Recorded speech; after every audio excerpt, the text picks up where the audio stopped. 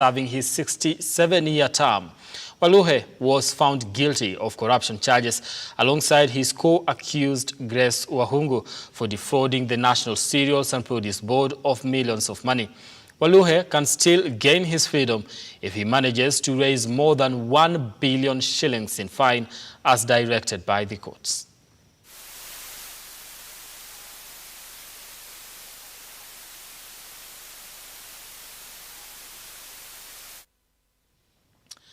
Now, away from that, as the government moves with speed to address the hunger crisis in the country, Deputy President Rigathi Gachagua on Friday convened a meeting with development partners and governors from affected counties. Kariuki Nduati with more. And it is true that there is need for urgent intervention to save lives, to save livelihoods, and to make sure that no Kenyan dies from starvation. Following months of severe drought in the country, over 4.5 million Kenyans are at a risk of dying from hunger. And as the government continues to put measures to mitigate the crisis, Deputy President Rigathi Gachagua on Friday convened a meeting with the governors from the affected regions in efforts to find an alternative solution. We have had a long meeting between the national government, the county governments, and our development partners to review and deliberate on the drought crisis facing this country and the Horn of Africa. The Deputy President also noted that the formation of a central command will ensure sufficient coordination in distribution of the relief food in the affected regions. We have agreed that county steering teams are constituted and made operational. That will be chaired jointly by the governors and the county commissioners, and all the state and non-state actors will be members. Gachagua added that water agencies across the country have mobilized 100 water browsers that will be deployed in the affected regions. We have agreed that all water agencies across the country have mobilized 100 water buses that will be deployed in all the areas that have been badly affected to assist in getting water to human beings and livestock so that we can address the water shortage that is prevalent in those areas. The Kenya Defence Forces is expected to dig more boreholes across the country, while the Ministry of Water, in conjunction with the Treasury, will work out in placing of tanks that will help the supply of water. Kenya Defence Forces have agreed to provide water rigs to engage in an emergency drilling exercise to drill as many boreholes as practically possible in various parts of the country. The Intergovernmental Authority on Development, IGAD, has noted with certain that 7 out of 8 East African countries are experiencing drought. The authority has proposed strategies to be put in place to alleviate the situation. We agree that we have to work together with the IGAD members to foster or to move forward. Kariuki Nduati, Look Up TV, Nairobi. Now, thank you so much, Kariuki Nduati, for that report. Moving on, the University Association Staff Union in the country, UASU, has issued a 7-day strike notice from the 11th this month of all staff workers of the Egerton University in dispute over partial statutory payments. UASU has accused the management of Egerton University of frustrating their staff and has demanded that the institution pays all outstanding arrears on or before the 17th of this month to avert the strike. And as our reporter Henry Tende now files, the Dons Union also wants the national government to employ additional lecturers to address the prevailing shortage of the teaching fraternity. Solidarity forever, for the union makes us strong. Simmering dispute pitting the Egerton University staff members against their employer is now threatening to frustrate normal operations at the higher learning institution. According to University Association Staff Union UASU, Egerton has continued to frustrate her employees through partial payment of salaries and other statutory obligations. UWASU leadership through the Secretary General Constantine Wesonka now sounds a warning. As a union, we have resolved that we are not going to sit back and watch our colleagues from Egerton University continuing to earn 57% of salary that is due to them. The union has issued a 7-day strike notice from 11th of this month to the management of Egerton University and the national government. Within this period, UWASU wants all arrears owed to staff paid in full.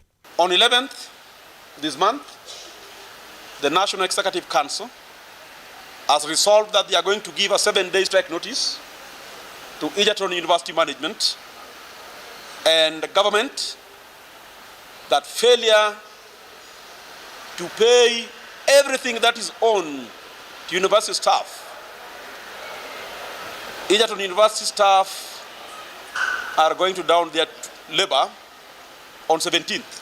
If their demands are not met, UWASU is projecting a nationwide paralysis of operations in all public universities. And if they are not careful, it will cascade to all universities. As a way to guarantee that the interests of all members of the union are captured in collective bargaining agreement with their employers, the union says they will seek to harmonize all negotiated CBAs. We are not going to continue having a two-tier CBA negotiation system.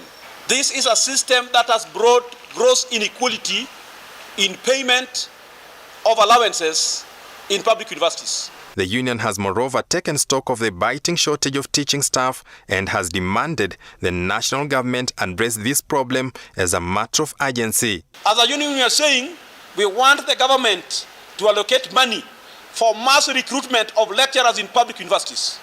In recent times, many universities have complained of constrained revenue streams that has had a negative effect on their operations. One will hope an agreement between Egerton University and the staff members will be found to avert the looming strike. For the union makes us strong. Henry Tende, Look Up TV. All right, now away from that, grief has engulfed villagers in Shinyalu, Kakamega County after an elderly man was allegedly hacked to death by unidentified people. His family now suspects that a land dispute between him and his brothers may have been the cause of the murder. Our reporter, Piskanjeri, has more details. Residents of Hayega village in Kakamega are in a somber mood trying to come to terms with the murder of a 63-year-old man who is said to have been hit with blunt objects by unknown persons. According to the family of the deceased, the incident was possibly about a land conflict that has existed between the deceased Thomas Aquinas and his brothers. Ukomfi iko kwa boma, nimekuambia kupigana. Ukomfi iko kwa boma kuhusu mambo ya shamba. Hata hii mambo ya shamba iko kotini. Hata tunaenda kotini mwezi ujao. Reports indicate that the old man was attacked a few hours after his return home from work. The blood spilled in his room, a clear show of the struggle that ensued. His brother Kizito Ehituka narrated the last hours of the old man before his untimely demise. Aliitwa penye msichana ameoleka na akaambiwa analetewa mahari. Walileta mahari Jumanne, ng'ombe 6, na walikuwa wamempatia kwa pesa ya kutumia kwa hiyo mahari. Lakini hata kabla hiyo mahari, Thomas ameishi kwa hofu. His family, which has started funeral arrangements, has called on the Hayega police to strengthen security in their village in order to prevent a similar incident from reoccurring. Response ya polisi iko chini kabisa. Na so ikikuja kwa wakati wa magari, gari ya serikali jana, ile gari imekuja kutusaidia hapo, imetoka Kakamega South. Kakamega East tunaambiwa gari ilikuwa imeenda maintenance, iko Nairobi. Sasa gari kutoka Ikolomani kukuja kutusaidia hapa, na ile hali hapa Hayega tu ni karibu, just 100 meters kutoka hapa. Tunasema tunataka vitengo vya usalama vihakikisha ya kwamba Hayega Police Station iko na gari ili tupate huduma. Priskanjeri, Look Up TV.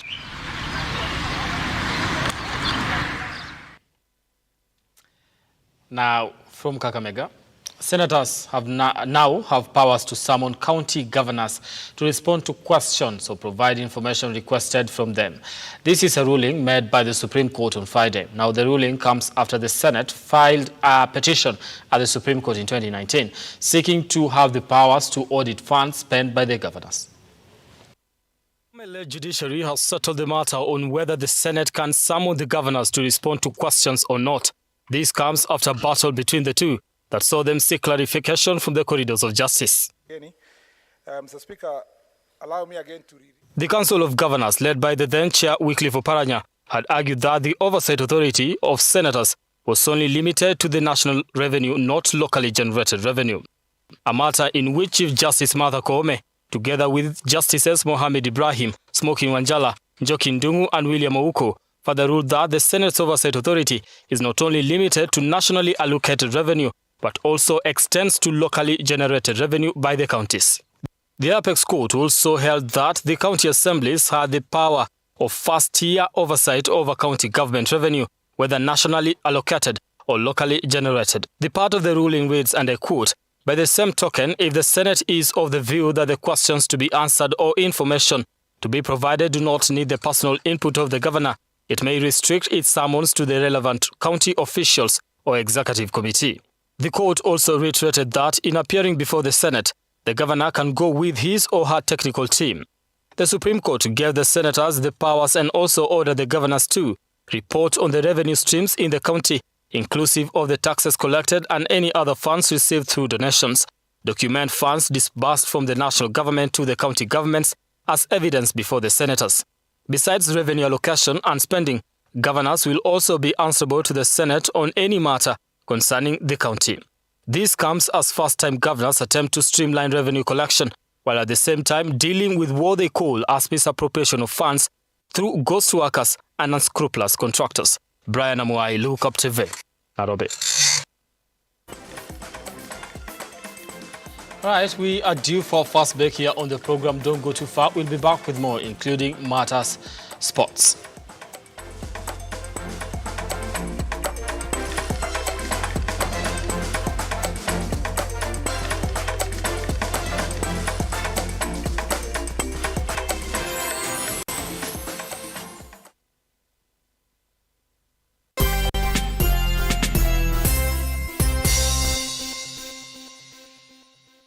Vera Beauty and Fashion College is focused on being the leading technical and vocational training institute in the region. Our team possesses in-depth knowledge and extensive experience in the industry, offering thorough training in cosmetology, hairdressing, interior design, creative arts, training of trainers, nail technology, and fashion design. With branches in Nairobi, Thika, Meru, Eldoret, and now in Mombasa, our courses ensure that learners are completely equipped with knowledge, competency, and employability skills. Enroll today to be a part of a center of excellence.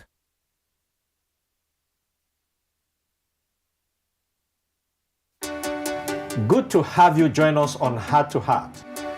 We bring you stories of people who, despite the pressures they experienced, still trusted God to see them through. The seeds that was sown in me helped me navigate and overcome that period of my life. New testimonies, new insights, and even better revelation of the good things God has in store for us. There is always a blessing waiting for someone in every episode.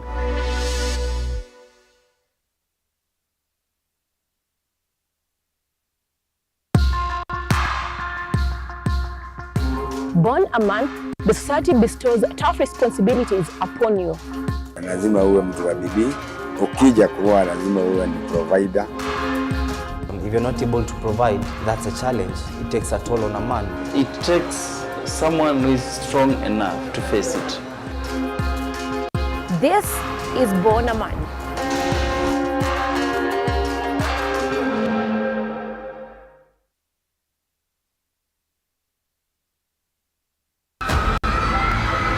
For For decades, our people have endured systematic oppression and unimaginable discrimination.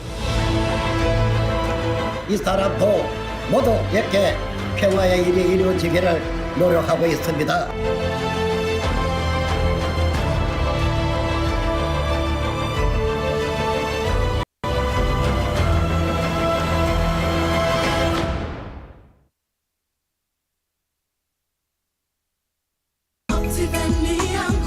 Get a chance to wake up as a tourist as you view Mount Kenya every day by buying a plot of land at Wema Gardens, Naru Moru. At only 400 meters off tarmac, this is the right place to build your dream home, cottages or holiday homes. You can also buy this property to give to your children as a special inheritance. Water and electricity are in the vicinity, while neighbors are already building their homes. These plots are specially ready for you with title deeds scheduled to be out in 6 months. Buy a 50 by 100 plot of land at Wema Gardens for only 399,000 Kenya shillings. You can also pay for your plot through our friendly one-year installments plan. We're inspiring possibility. We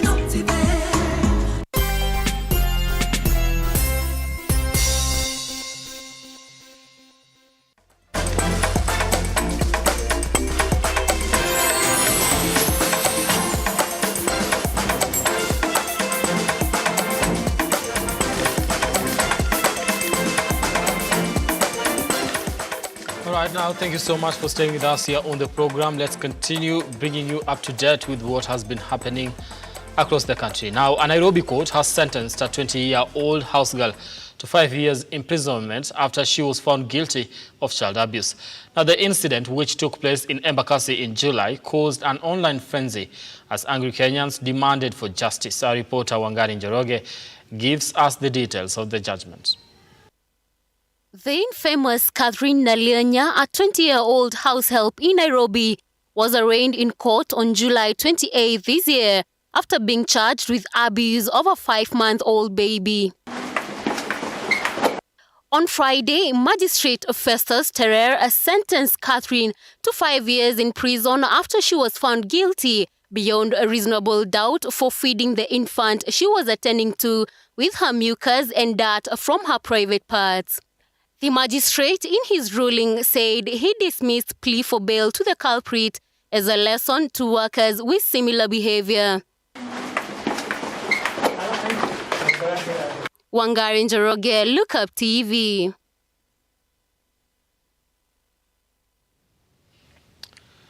All right, now moving on. Elderly persons on Friday benefited from a sensitization program on education matters at Eastleigh High School, Nairobi. Now, the aim of the program is to encourage adults who missed the golden opportunity to be educated in school to take the initiative and learn by joining the different schools offering education for the elderly in the country. James Isie is an ambitious 72-year-old student who has taken the step to chase his dreams. As a husband, father, and grandfather, his determination to learn has not been stopped by his numerous family responsibilities.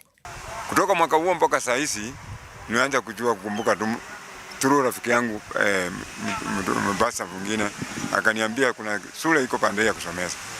Enyewe nimesoma miezi kadhaa.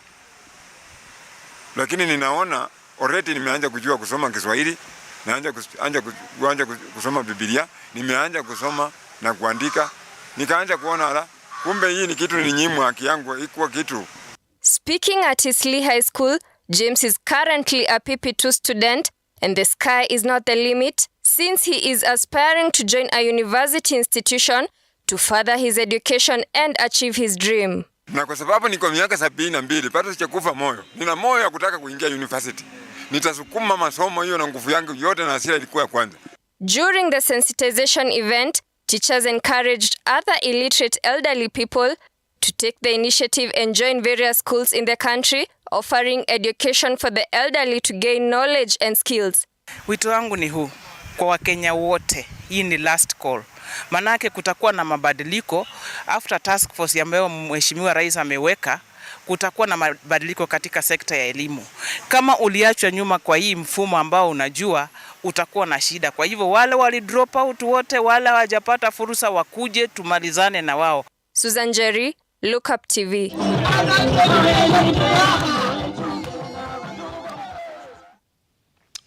Now, President William Ruto on Friday received Ambassador Mike Hammer, the U.S. Special Envoy for the Horn of Africa. Now, the envoy affirmed the United States' efforts in supporting peace and security, particularly in Ethiopia and the Democratic Republic of Congo, and thanked Kenya for its continued pivotal role in anchoring stability in the region. The president reassured of Kenya's continued support for peace in the region. Ruto further said that Kenya is committed to increasing its green energy portfolio. This, he said, after he met President of the 26th United Nations Climate Change Conference, Alok Sharma, at State House, Nairobi.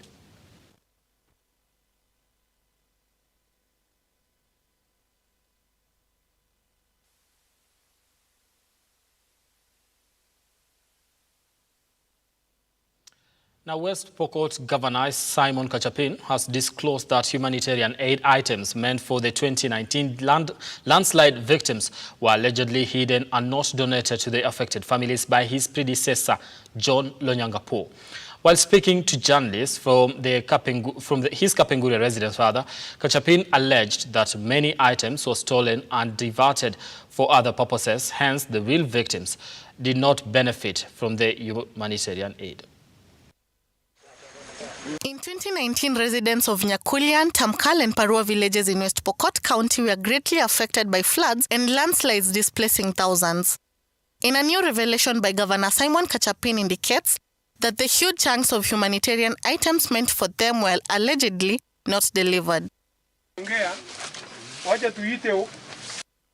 county boss took journalists to the former Governor John Lonyangapo's residence and showed them the remaining items that are said to be stolen or diverted for other purposes. This is a moral issue.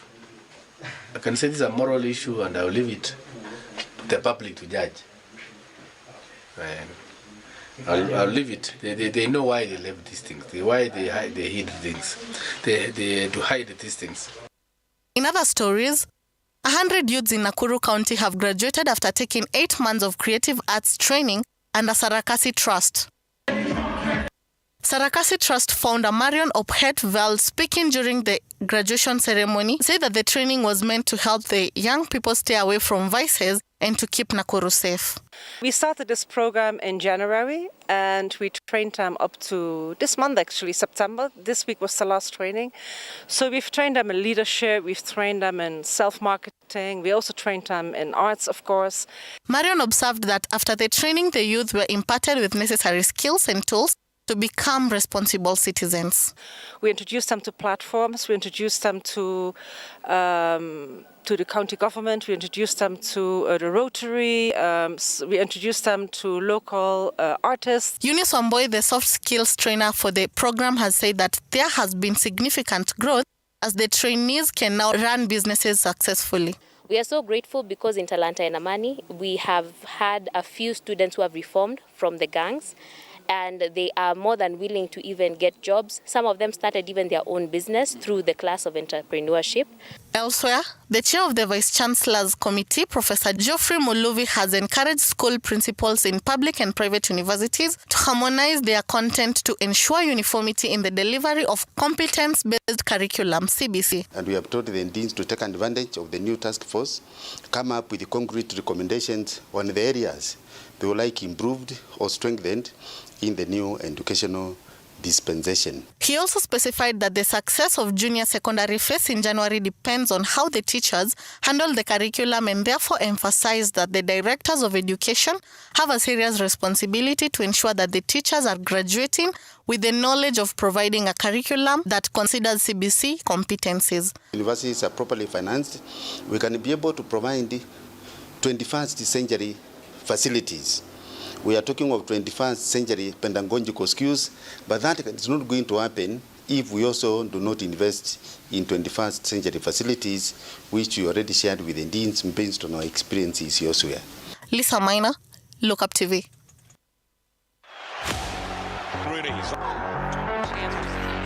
Flying through the streets of Central Park in New York.